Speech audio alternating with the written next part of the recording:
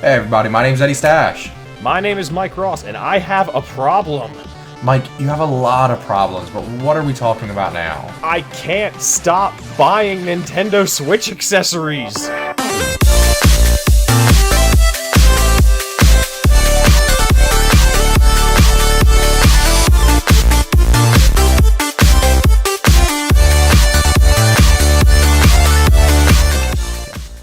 Everybody, this is Mildly Epic, and today we're going to be talking about the need to buy Switch accessories. Mike Ross has a huge problem, so he's going to be able to tell me the accessories he's pre-ordered and bought, and we're going to go over why exactly he's bought them. Now, these are by no means recommendations, because I have a serious problem. It started off with just little things, small things, here and there, and it's ballooned. We're almost a week away from Switch, and I'm looking at my pre-order list, and I'm just absolutely embarrassed by it. So I've sent Eddie links to all the items that I've pre-ordered, and I'm going to justify my purchases for every single one. So if you're like me and you too have a problem for buying way too many Switch accessories, it's okay. We're all friends here. Eddie, let's start with the first one on the list. Okay, so for the first one on your list, we're actually going to combine the first two. Okay. Because your first two are a set of blue Joy-Con controllers and a set of red Joy-Con controllers. Alright, now, obviously, the reason why you would do that is because you want to have extra Joy-Con controllers, but really, like, the main reason is, my fiance, Marilyn, she's also buying a Nintendo Switch, and, Valentine's Day wasn't all that long ago, and so as a surprise, I was like, here you go, you can have a nice, blue Switch. And then I got red ones to match, so we can easily tell them apart. It was a nice gesture. Half of that is a gift, and the other one is a selfish purchase for myself because I didn't want to be left out. Okay, so you're, in the end, going to have 8 Joy-Con controllers. 8 Joy-Cons. Yeah. Okay, fair deal. It's not Okay. bad. And your next is going to be, obviously, we go from Joy-Con controllers to Pro Controller. I don't even think I need to explain this one. I mean, like, the Pro Controller is the only way for you to actually have a real D-pad. The buttons are bigger on it. It's a more traditional, comfortable Xbox-style controller. I think if you have any interest of playing games like Zelda, Breath of the Wild, or, the Street Fighter remake that's coming out for it, it seems like a no-brainer. I mean, you want a D-pad, you want big buttons, you want to have that ergonomic grip. It's the only way to do it. A little expensive, but only about one of those. So, okay. Now, you see, Mike, I'm not getting the Pro Controller at the beginning. You're not. But, being that we're going to PAX, I'm going to try yours, and I'm going to see which one, whether it actually matters to me. It's actually not a bad idea. I actually thought about forcing myself to try the Joy-Cons in their Joy-Con charging grip, but like I said, I have a problem. That's okay. So I decided against it. We're all friends here. It's okay. That's okay. Now your next accessory on the list is not really an accessory. It is the Breath of the Wild Special Edition. Yeah. I count this as an accessory because it was my reason for buying the $100 edition versus the $60 edition. The Nintendo Switch is a giant 7-inch, maybe 6-inch sheet of glass. I needed a case. The case that comes in the $100 Zelda Special Edition is actually not bad. It's actually pretty good. I saw it on the Nintendo live stream. It's got a nice style to it. It's got a place for your games. I like it. I needed a case, or I really wanted a case for my Switch.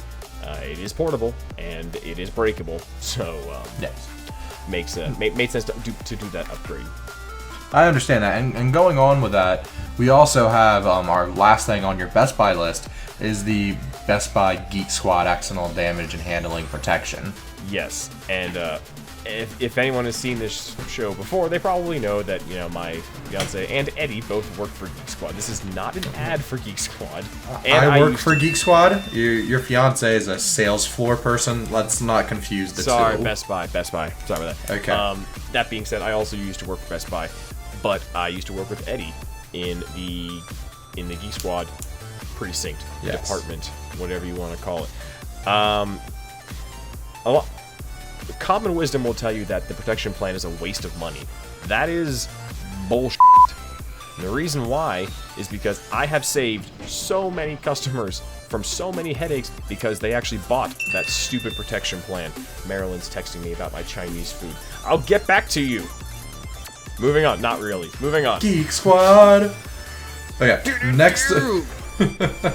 Next on your list is the Hori compact playstand for Nintendo Switch, officially licensed by Nintendo. Okay, this thing looks stupid. Okay, you look at it, you're like, why the hell? First of all, it was only a $12 little foldable piece of plastic. Looks like it'll break if you look at it funny. There's a very specific reason why I got that. You were bored and you obviously just wanted more Switch accessories. Yes. More specifically, okay. Eddie, the Switch has a kickstand in the back, right? Yes. Eddie, the Switch has a charging port. Where's that charging port? That's a great question, Mike. I don't know. It's on the bottom. It's on the bottom, right where you cannot charge the Switch whenever you're playing in tabletop mode, which I intend to do on the flight to Boston at the very least. It's a cheap thing. It's like $12. I was like, well, at least, then I can charge my Switch in tabletop mode on the plane or on a table or whatever. I don't really need to justify that one too much because it's decently cheap. What was it? It's like $12.99, right? Yeah. Yeah, so it's fine. Okay. Next, we also have the Nintendo Switch wired internet LAN adapter by Hori, official licensed by Nintendo. Yeah, the reason for that is because, well... that was almost a purchase out of spite. I was trying to, I was feeling really nostalgic for the Wii U, and during all this Switch stuff, and so I went ahead and I tried to boot up Splatoon, and what ended up happening was I was unable to connect to the internet because the Wii U is a terrible console and I hate it. No, that's not true. I like it a lot. But pretty much I couldn't get a wired connection because the Switch doesn't have Chinese food. Chinese food. Dang it, Mike. Focus, Mike. Focus. Sorry. Chinese food. Okay. What was I talking about? Wired and wireless connection. Complete. Man, that smells really good. Okay, Mike. Right. The Switch also doesn't have a wired LAN adapter. Neither does the dock.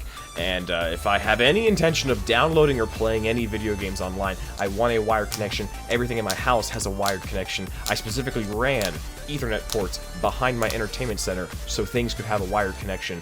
And I'm not going to screw around with it like I did with the Wii U. I'm doing it right the first time. I don't care if it's $30. I just want it to work. Yes. Okay. Fair deal. Oh god, she's coming with more food.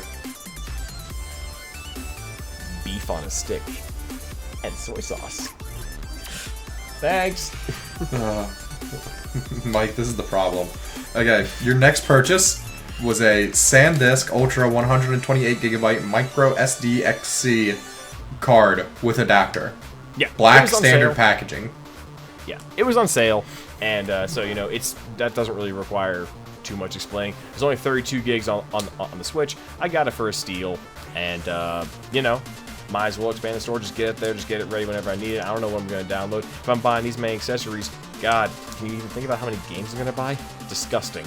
I gotta assume Zelda is gonna have a huge download save file for like DLC and updates and. But if you remember, I'm buying Zelda physical because I buy Zelda physical. That's fine, and this is a whole nother discussion for another time. But real quick, PS4, Xbox One, doesn't matter if you buy it physical. You download and install the entire game on your console. The disc is your key going, yes, this is mine. The disc matters nothing. Switch is not like that, thankfully. Did they state that and everything? Yeah. Okay, Switch, it actually runs off the card itself, which, thank God. Cool. So your next accessory is the Anchor Powerline Plus USB-C to USB cable, 6-foot, high durability for USB Type-C devices, including the new MacBook. Listen, I'm sure I'm like most people, and my phone still uses micro USB. So I don't have any micro SD, You don't have any USB-C charger. USB-C. It's just, I just want to eat it. So I don't, so I don't have any USB Type-C devices. Hence, I don't have any USB Type-C cables. Decided to resolve that. Marilyn's getting a Switch. I'm getting a Switch. I don't feel like unplugging the AC adapter every single time we want to take this thing portable. So I just got a cable. There's also a power brick that I threw in there as well, but I can't spend 10 seconds talking about a power. It's a power brick. What do you want? So yeah. To go with that, that's the Anker Power Cord 26,800 portable charger, 26,800 mAh. Milliamp hours. Milliamp hours external battery with dual input. Giant. Well, no, it's that's different. The thing I was talking about earlier was literally just it was a wall tumor that you plug USB things in. What the thing I actually put on that list is the biggest power brick. Maybe not the biggest. Known to man. Not known to man, and maybe not even on Amazon. But the biggest one that I was willing to pay for, that was a brand that I actually trust. I do like Anker products. I think they have better cables and better products than most of the cheap knockoff stuff you'll see on Amazon. So that was the biggest one that Anker made. Has 3 USB ports on it. We're going to PAX. We've been through this. Gonna want to charge my Switch on the PAX show floor.